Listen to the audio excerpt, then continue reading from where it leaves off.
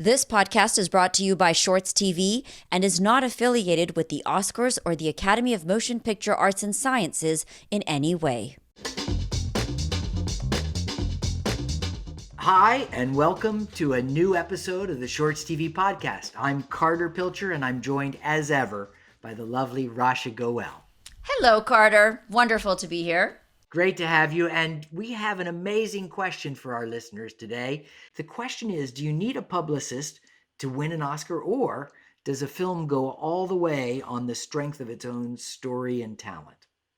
Interesting question. And that can be controversial, but let's talk to publicist Catherine Lynn Scott from London Flair PR and Joshua Jason from JJPR, who've worked on this side of things for years, and hear what they have to say. Well, it's going to be interesting because between the two of them, they've probably won more Oscars than any publicist alive.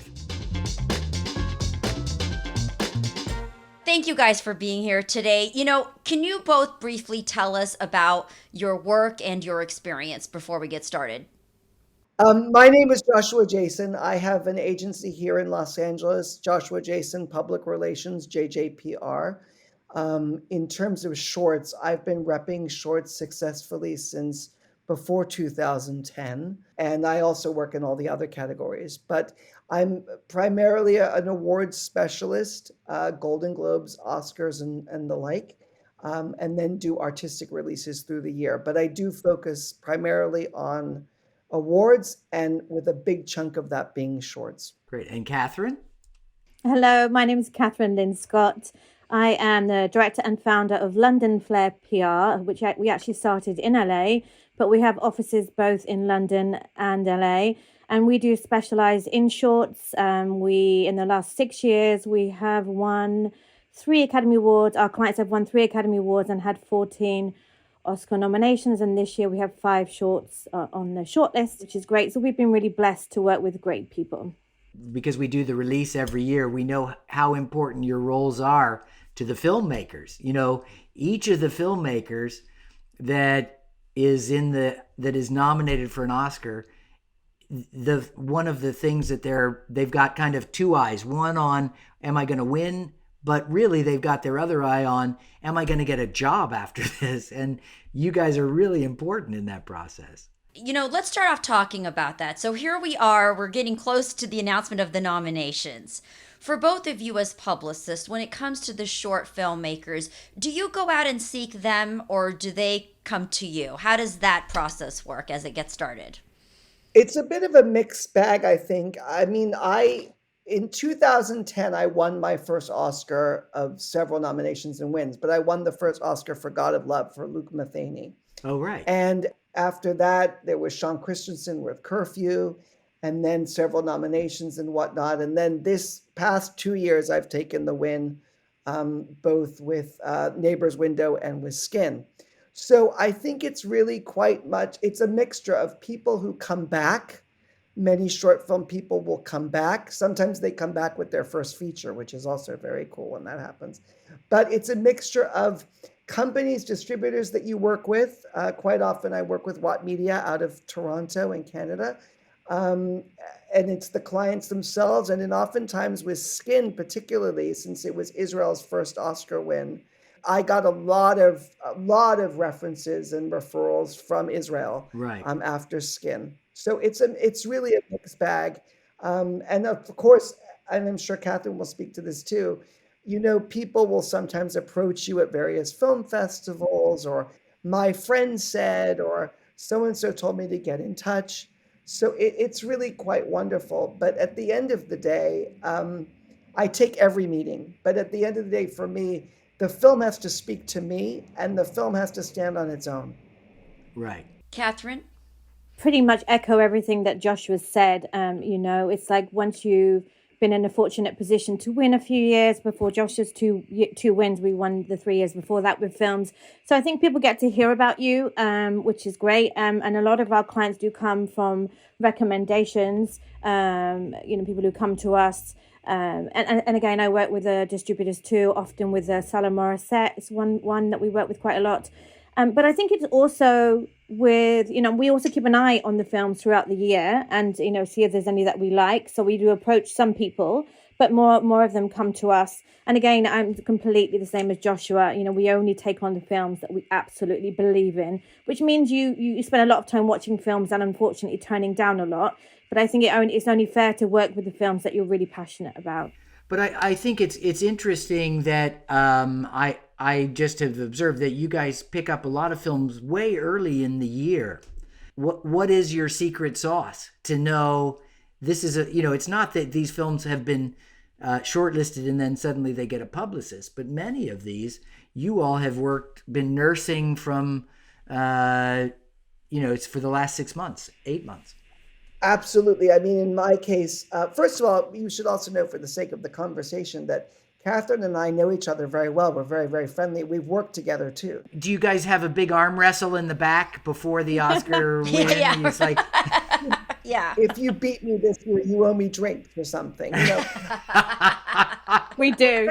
The fact remains is that we've actually worked on nominated stuff together, shortlisted stuff together. I mean, we really have. But in terms of our own stuff, I mean, you're right. We do track films throughout the year. People do approach it all kinds of times. I mean, I've had conversations with people 3 days after the Oscars. Somebody's approaching about, I wanted to talk to you. So you develop almost like a spidey sense about a film that you think is like, that has legs. Whether it's beautifully shot, whether it's beautifully acted.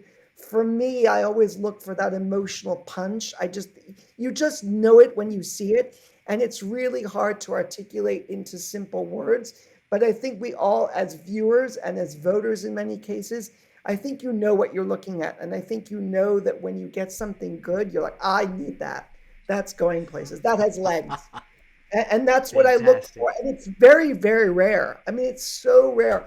I mean, for one instance, I mean, really particularly taking a movie early, I took Skin so early because they approached and I watched it and I that's it. I think we took it on officially in July of that year, before Toronto, before all the rest of it. And as you know, Carter and Rasha, most people don't care about shorts at all until they get sexy. I turn down stuff all the time. Wow. Because I have a line which I use, it's where I say that just because God created a camera doesn't mean everyone should use it. So Joshua. I love that. True. It's true because short films are so difficult. You have to give 3 acts in 10 minutes, 20 minutes, whatever it is. Yeah. And it's really, you can't waste a second. So true. Catherine, what is your secret sauce? There's a big gap between a good film, a good short film, and an excellent short film. It's a huge gap. And you don't see that many excellent short films. And when you do, it's a film that grabs you in a minute. You can't wait 5 minutes for a short film to get you. It has to be in the first minute. You're into it. The story's brilliant. You're mesmerized by the characters. It has to be like an amazing feature in a short. And when you see a film like that, I just get that feeling that, I feel that I'm not the only one that's going to love it. It's almost like Joshua said, you can't put it into words really, but it's something that and that's the films that you love. And I also start way before. I mean, to be honest, at least 6 months we start before the shortlist. It's like you spend a lot of time way before it even gets to the Oscar nomination time. And often you do, like Skin, you do come across a film that you love and you feel, well, that's going to go far way early in the year. So I love what you both have shared because I think for a filmmaker who's listening, it's very compelling for them to hear about the secret sauces and the ingredients of what perhaps a third-party perspective is. Now, when it comes to strategizing, though, are you focused more on the filmmaker or the film itself? What's the process of strategizing the publicity for these films? Short films are almost like I see as visual resumes of what a director is capable of. And so a lot of short filmmakers are wanting this. It's their first foray in many ways into the world of film. Most of them, I imagine, are wanting to eventually get somebody to come along and give them a feature. So I think it's a couple of things. It really depends on the short itself. Sometimes you can focus on the director if it's somebody maybe with already a known entity. Maybe it's somebody who has a lot of prizes under their belt. Maybe they've had other shorts. If they have already a track record with shorts, then that's the way. Sometimes the short itself comes from a country that might be new to the Oscar race. Maybe you can promote the country. Maybe the story itself is a political or a social or a cultural story that needs to get out there. So each film, I think, in its own way, you tweak it to get maximum exposure based on where you think the strengths are. That's the first thing. You kind of figure out where that is in terms of press. But for me, honestly, with shorts, I have really good voter outreach. I have really good voter friends. And I know that when I call people to share these shorts in this particular case, I know that they'll watch them. They may not love them the way I do, but I know I'll get them to watch it. And if you can get a short where you send it to some people who really like it, they end up starting to be also a foghorn for you because they go and tell other people. It's like that game Telephone. You can create buzz once you start showing it to the right people. And if they like it, they tell, Tom, Dick, and Harry to go and watch it too. So. And I love, Joshua, real quick, that you mentioned the international scope, because I think for filmmakers that are based around different parts of the world, it gives them hope that they still have a chance at being able to promote their film. So thank you for mentioning that part. Absolutely. And just quickly as well, remember that the shorts branch in this case is the second largest branch of the Academy. The shorts and animation branch is also the most inclusive and diverse branch. It always was. These short films, and this is something, Rasha, that's very important beyond voting and wins and things. Shorts were always very, very open, very global, very inclusive, always. So when people started this whole thing, several years ago with Oscars So White and all of that, right? Yes, in the major categories, there needs to be big shifts. But in these supplemental categories like international feature and short docs and live and animated shorts, they were always inclusive, different languages, different people, different cultures. That's part of what I love about it, because each year it's like a box of chocolates and you really don't know what you're going to get. I love that. Catherine, how about strategizing for you? How does that play into your work? Well, I would say it's definitely similar to Joshua and different at the same time. I mean, you do look at the different strengths from each film. But for myself, I really do concentrate on both the film and the filmmaker, even if it's not a name, because this is the way I look at it. Yes, our aim is to get the film shortlisted, nominated to win, but that's not going to happen for every filmmaker. So we start very early with the press. We really push hard and get a lot of press way before the shortlist. And we obviously build with that. At each stage, the film gets further, you get a different level of press. So initially, you might get some film blogs, film publications. Once it gets to the shortlist, it's TV, it's newspapers, etc. So for us, yes, of course, we have to kind of angle each film differently depending on the subject and where it's from. But I think quite often, especially with shorts, the filmmaker gets lost because they are, you might hear about the name of the film and then you don't get to hear about the name of the filmmaker. And, these filmmakers is their stepping stone, as Joshua said, to their career. So if you can get the name of the filmmaker out there with the film, then it's going to help them in the long term. Maybe they don't get to win, but people start to hear about their name. You can create a buzz about them and their film. So it can really help their long-term career, looking past the Oscars, not just to the Oscars. So we kind of go on both. However, yes, if you've got a famous person, it always helps with the film. If it's a really strong subject, you definitely would concentrate on that. But we really do get a lot of press coverage from early on. But again, it is relationships. I have, just my past clients, there are a lot of voters. They come to me and they say, please tell me which films you've got, which ones do you like?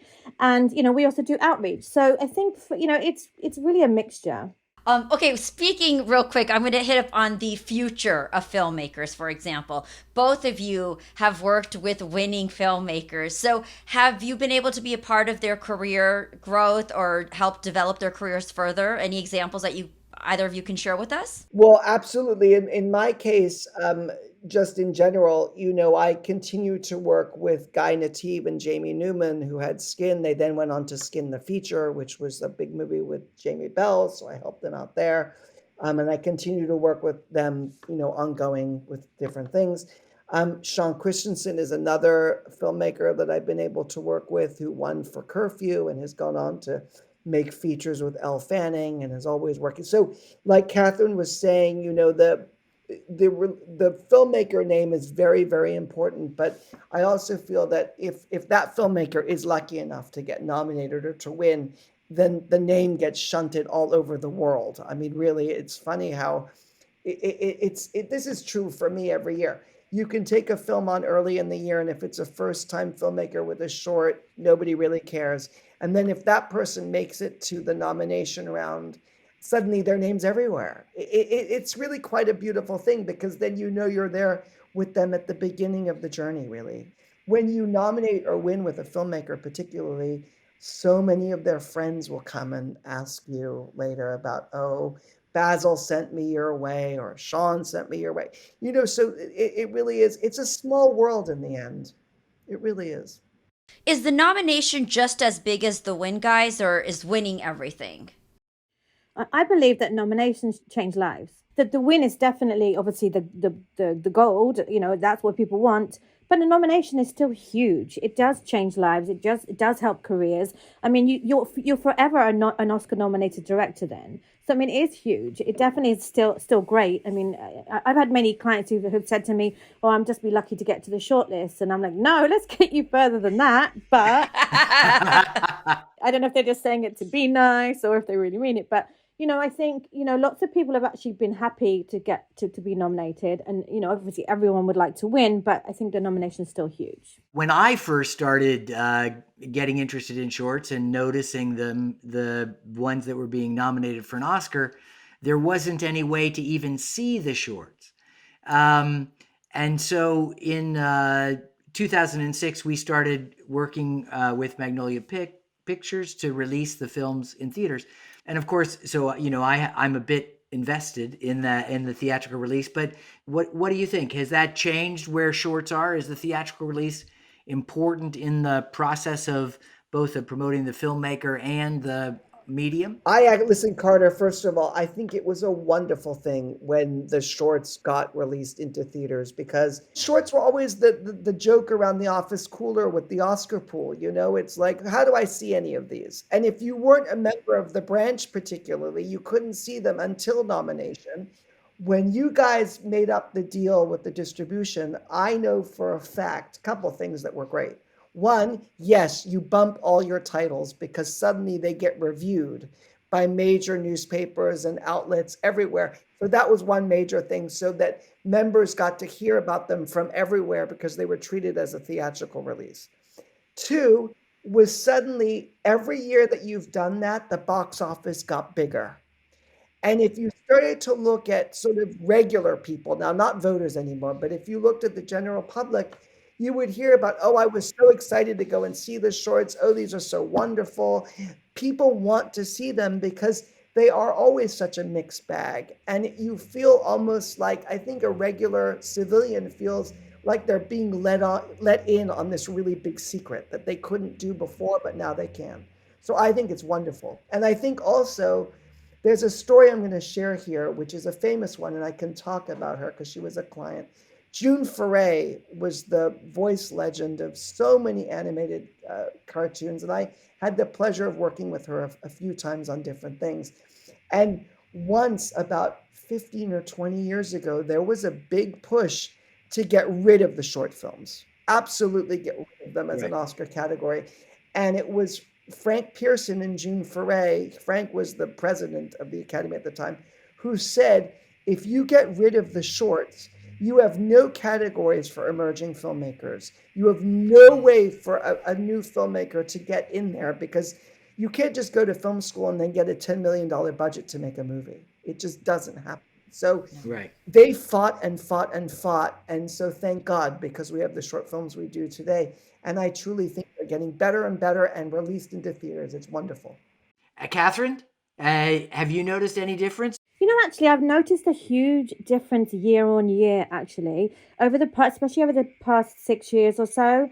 I've noticed that when it comes to America, they don't treat the shorts the same as the features. It's like more the features are seen as an Oscar film and the shorts are not as much. Whereas if you look at the rest of the world, if you are shortlisted for an Oscar or nominated for an Oscar short in the rest of the world, to them it's a massive thing, it's still an Oscar. So there is always that difference, and I don't think that is necessarily going to change. However, having the films in theatres does change things because, for one, it makes that people can actually see it. I'm sure Joshua's heard this a million times. A lot of the big titles will say, well, I can't review the film because no one can see it anywhere. A lot of press will, you hear that again and again, right? From press. No one can see it anywhere. So you can go back and say, well, actually, you can. It means a lot to the filmmakers. It changes our role, makes our job a lot easier, doesn't it, Joshua? Oh, yeah. And I'm so happy that you've done this because I think, it's never going to be quite the same as features, for obvious reasons. But I think having that, as Joshua says, a category where emerging filmmakers, and not just emerging filmmakers, I'm sure you'll see there's lots of huge directors that are also bringing out films for the shorts. It's very important. And I think the work you do is I'm very grateful for. Well, thank you. One of the things that I love about the category is the way that this is the only category in the Academy where they're not the same barriers to entry. And so you can get a big director going head to head with a first-time director. And this year, too, I think we've seen, right, a lot of reputed filmmakers that are now creating shorts. I'm sure you've seen that over the past few years change as well. On the one hand, it's very exciting to see more people interested in sort of famous names and iconic filmmakers joining the fray. Personally, though, on the other hand, sometimes I don't like it as much because these categories are meant for, burgeoning filmmakers. Sometimes I think if you get a famous filmmaker in there, it almost feels like they're trying to get the easy Oscar nomination I don't always love it. Right. Having said that, what is interesting about shorts is that, have you noticed in the last couple of years, people are really realizing big companies are buying them now. Streamers are putting them out.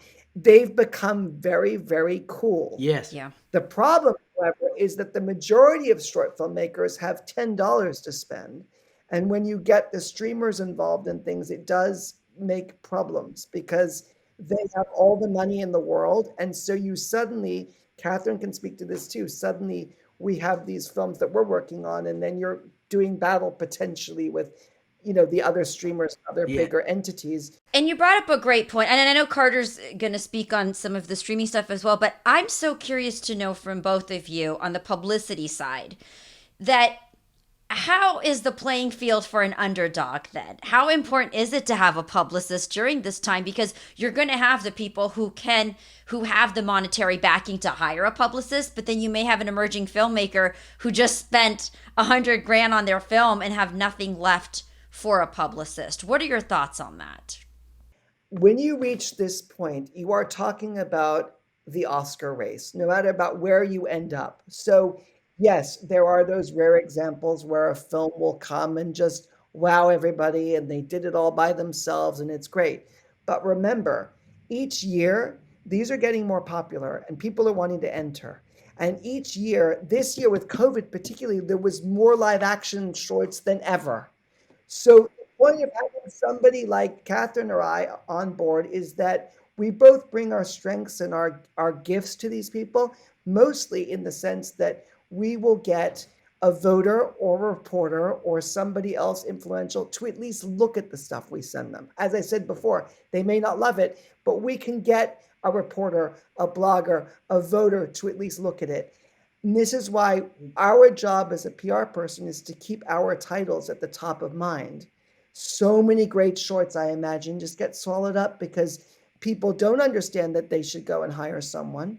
People don't know what to do, so they just throw it in there. They imagine that everybody's sitting there watching 200 shorts. Well, if that were true, that's great. But we know that the more you push something, the more you can get somebody to look at it. So Joshua, it is important then, just to reiterate, it is important for anybody who's listening right now to consider bringing a publicist on. I think it's really important. And the other thing is, and I can only speak for myself, obviously, here. Listen, we all make deals with people based on if we like something, if we love something, we have a conversation and we arrange, fees that are, good for both sides. So this is something where a filmmaker should definitely have a conversation. Whether or not we end up working together is you know, A yes, different but conversation. they should definitely have that conversation and not be shied away or discouraged because somebody says, well, my friend had a publicist and never heard from them again. Like that's, Right. I think it's paramount. And I think that when you look at the winners and nominees in the last several years, you'll see that all those film titles pretty much had a PR person and pretty much had that person early on. Catherine? It's just, even if you look at the films that are shortlisted, over the past, 4 years or so, Joshua and I probably have shared most of the films on the shortlist. So it means that, it's too much of a coincidence that every year we have these films, which means what we're doing is making a difference. I think what has definitely changed over the five or 6 years as well is that 6 years ago, a lot of the films didn't take a publicist before the shortlist. Not all of the films. And now every single film will have a publicist before the shortlist. And again, echoing what Joshua said, if I see a film and I'm in love with the film and I want to take it, but they don't have a huge budget, I'm not going to lose that film. We do shorts because we're passionate about them. And when you see in a magical short that's done so well and they don't have the budget, that they maybe should have, then we'll definitely work with that film because, I love my job because we're able to help filmmakers, help careers. And, that's a really great place to be in. That's so encouraging to hear, Catherine. It's very encouraging. So in episode 1, we spoke to John Bloom, who's the governor of the short film and feature animation branch of the Academy of Motion Pictures, and he shared his viewpoint. Here's a clip on his thoughts on the role of publicists when it comes to winning an Oscar.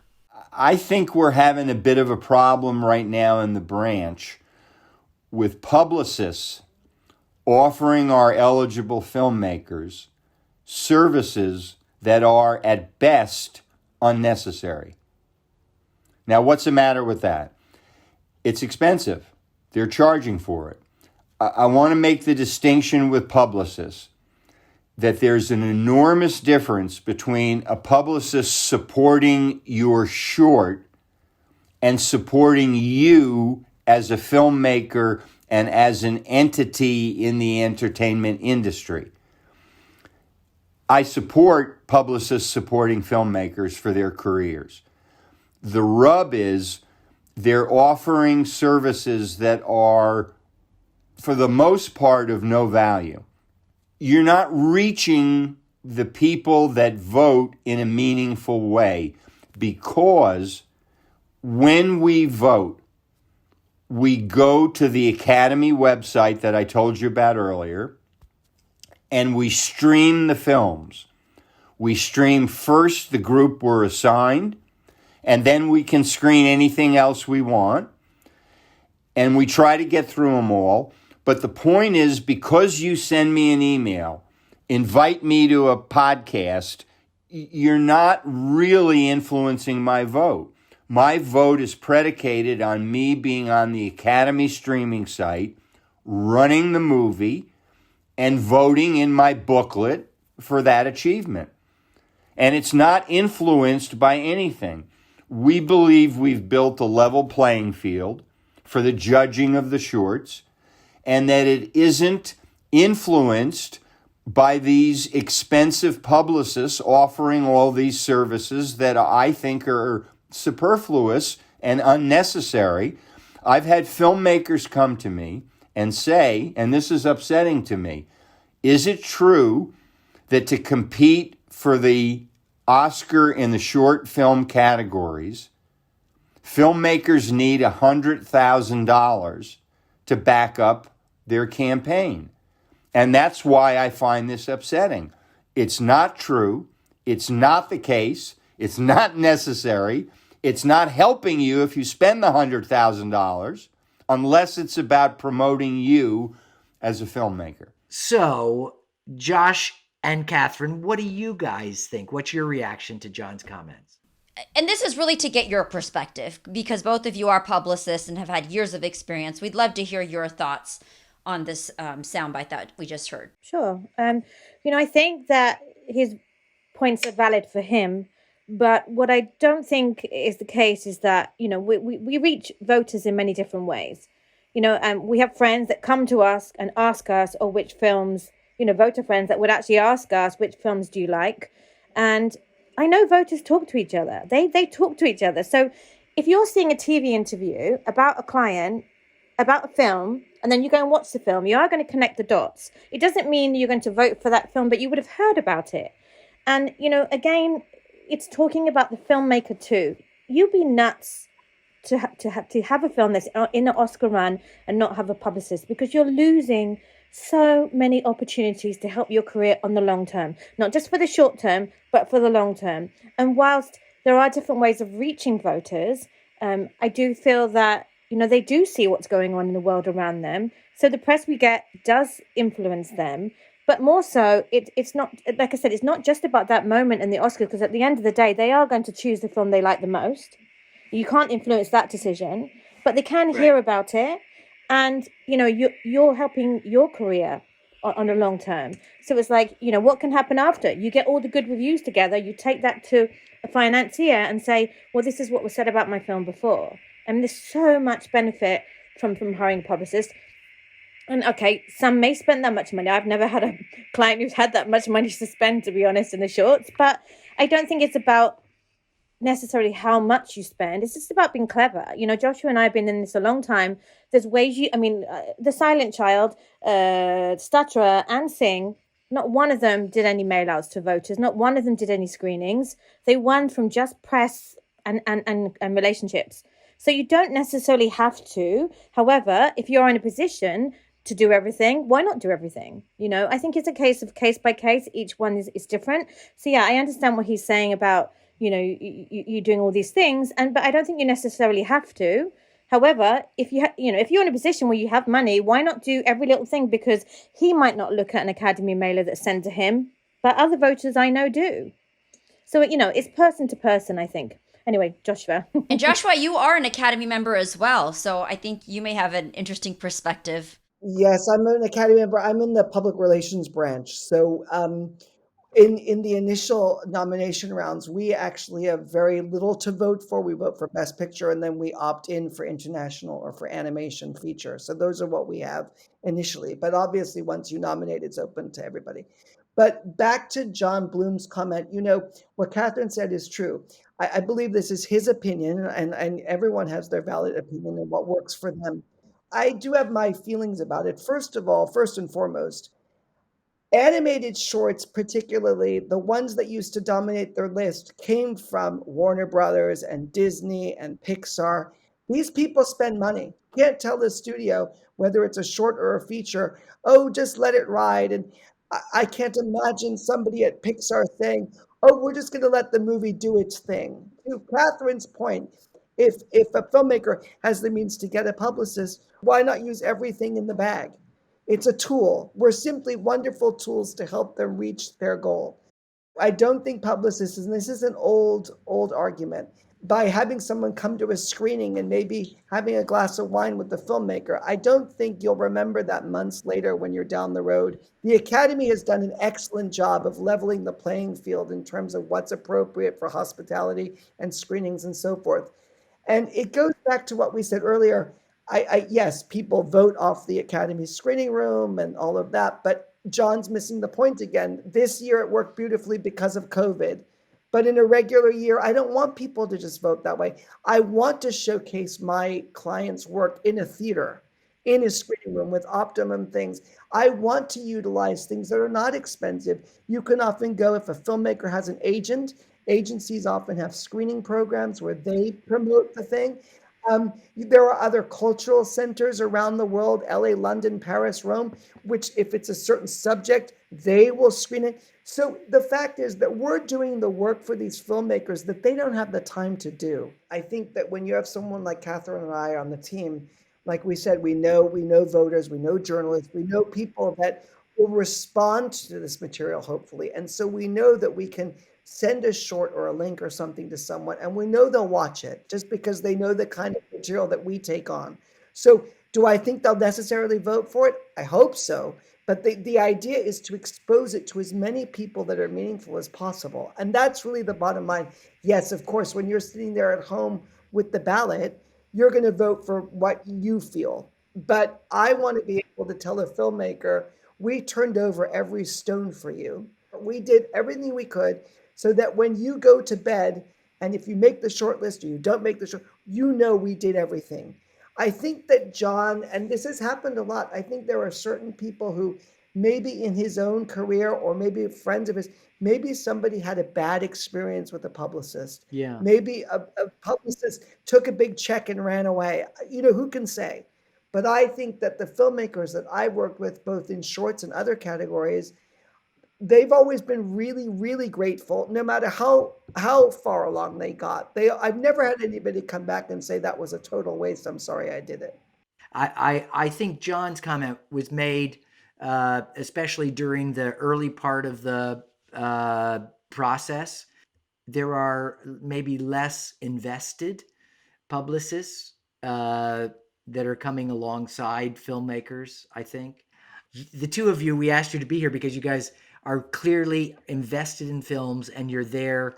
You're taking your films all the way, whether they go all the way or not, and that's a really great part of. Even Catherine and I. It's not just even us. I have a team in my office. We're all like we make these decisions as a group. I mean, I obviously have the final say, but honestly, like I have wonderful people at JJPR, fantastic. Who are multilingual and who really understand and feel exactly the same way. So, I mean, we are invested, and I love what I do. I'm always happy when it starts, and then I'm happy for the break when it's over too. It's actually quite funny. After every Oscars, Josh and I always talk, and we're like, whew. We're good friends, and we often talk about films together, and it's nice, but I feel like it's good to have good friends in the business. But yeah, and it's a lot of work. I mean, even with our teams, we put in a lot of hours. So by the end of I usually lose my voice after the Oscars. So much work, my body just says no more. Well, we're very appreciative of all the work you do. And yes, thank you. We know how hard you work. That's why we asked you to be on the podcast. The reason we had you here too, I think this dialogue is so important because there are preconceived notions out there, right? And people have had their own experiences and have gone through different opportunities. So I think to have a dialogue like this for an established filmmaker or an emerging filmmaker is really important because we are giving them the insight from people who are actually there. So I just wanted to add that. I thank you for sharing your experience and knowledge because I think that's very helpful. The filmmakers have never had an opportunity to really hear what publicists do, and I think that's a really big. Grateful to you both. Thing. So thank you guys. Well, thank you for having us, and a happy weekend and a healthy weekend for everyone. Thank you. Carter, this was a really insightful conversation. What were some things that stood out for you? It's winning an Oscar is a big deal, and Josh and Catherine have had more experience at that than just about anybody. They're top of their game. They're some of the best publicists in Hollywood or in London.